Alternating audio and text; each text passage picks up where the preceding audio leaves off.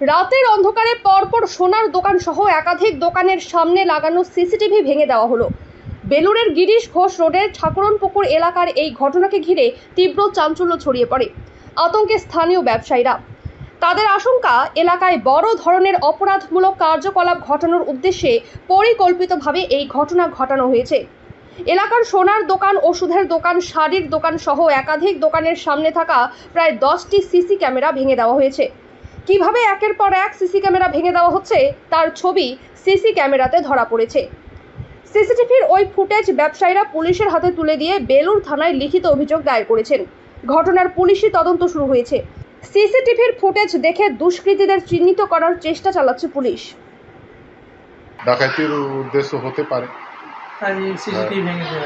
আগের সিসিটিভি ভাঙার পরে আশঙ্কা এটাই হচ্ছে, নাতে আপনি বলুন আমাদের কোনো পলিটিক্যাল অ্যাক্টিভিটিস না হওয়ার পরে এইভাবে কাজ হচ্ছে, একটা না এত সব যত গলির মধ্যে ক্যামেরা আছে ও সব ভেঙে দিয়েছে। তো এর থেকে তো এটাই বোঝা যাচ্ছে না। দোকানে এসে দেখছি কি ক্যামেরাগুলো নেই। তারপরে আমি সিসিটিভি ফুটেজ বার করেছি, বার করার দেখলাম রাত্রি ওই মোটামুটি 12টার কাছাকাছি 3-4টে মিলে সব ক্যামেরা, 3-4টে লোক মিলে সব ক্যামেরা ভাঙছে একটা একটা করে।